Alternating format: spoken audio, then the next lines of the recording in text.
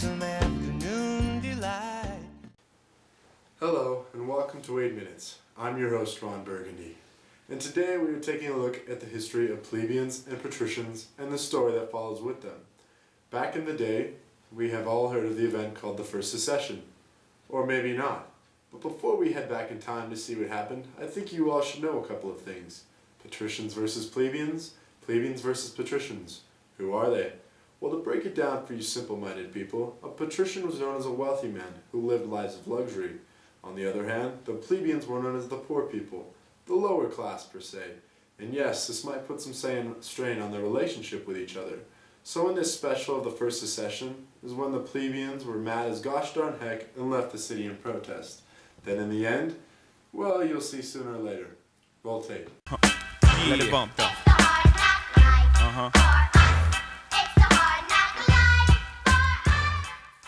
How dare you guys think of us as little ponies that do nothing? We're just as big a part of society as you are. You're just jealous because we're rich. We worked hard to be where we are today. No, you didn't. Everything has just been handed to you. We are the true secret to keeping the world running. You could never live the way we live. We aren't gonna feel sorry for the lives we live. We aren't asking you to say sorry. We just want you to admit we have a huge impact on your life. Ah, you're joking, right? Okay, well then, we'll be leaving the city. Good luck without us. Fine. Here we are. Plebeians gone, patricians being greedy and not caring, but soon they will realize what an impact the plebeians have had on them. Even in today's society, and people just like you need to realize we rely on all social classes to keep a working society. And as excited as you all are, think about if plebs were to never come back. The idea that patricians would have to figure out how to farm and cook by themselves is a joke. Let's face it, students of the greatest school ever. The plebeians were needed by the patricians, and were the ones that made everything for the patricians, including pots, buildings, and many other everyday materials. If they were to never come back, imagine Donald Trump or Daniel Tosh cooking dinner and cleaning their mansions. Exactly. Excuse me, sir. Can I ask you some questions? Absolutely. How do you personally feel about the plebeians leaving the city? And do you believe it's your fault they left like they say? You know what, Sabrina? I'm tired of hearing the plebeians complain that they've had such a hard life. Am I happy they're gone? Not in the slightest, but they're grown people and can make their own decisions. And no, I don't think it's our fault that they left. It's not our fault that we're successful.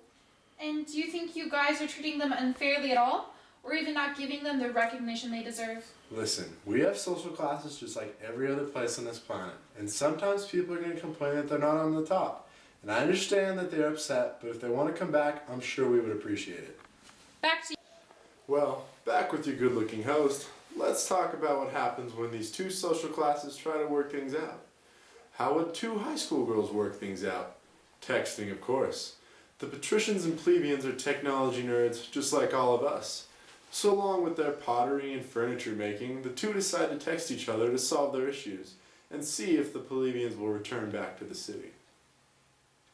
Listen, we would really like you guys to return back to the city. Are you serious right now? After all the arguing that you didn't do anything wrong, you want us to return? LOL. We made a mistake and have realized you really are a big part of our lives and our society. What can we do to get you to come back? Anything you guys want, you got. Winky face.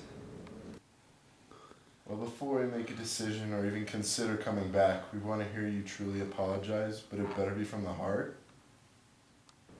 To all the plebeians of Capua, we send the most sorrow and gratitude to you. We have realized we have not treated you the way you deserve to be treated, and if you return, we will make sure that all changes. Please, please return, frowny face. Okay, we accept your apology, but we still want something else. Anything. We want to have two people in the tribunes so they can protect and watch over the rights and lives of us plebeians, and also recognize them as officers and members of the tribune. Okay, deal. Okay, ladies and gentlemen, and beautiful ladies, as the patricians did give the plebeians what they asked for, in the future we still find out that the plebeians are still treated different today. This simple event of going on protest, leaving the city, working things out, and then returning is a big historical event. It may not seem significant in our minds today, but if this were to have been different in the slightest, it could have changed history. I think it's called the butterfly effect. Hey Tommy, is it called the butterfly effect? Okay, it's called the butterfly effect. So as we get ready to close out the show, close your eyes.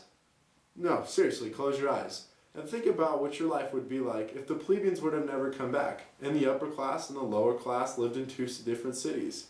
Okay, you can open your eyes now. You're not freaking sleeping. Think about the history and how these simple events that changed could have changed the path of the world today. I'm Ron Burgundy, and it's been a delightful pleasure to be your host. Stay classy, Stanley Lake. Gonna find my baby, gonna hold her tight, gonna grab some afternoon delight. My motto's always been when it's right.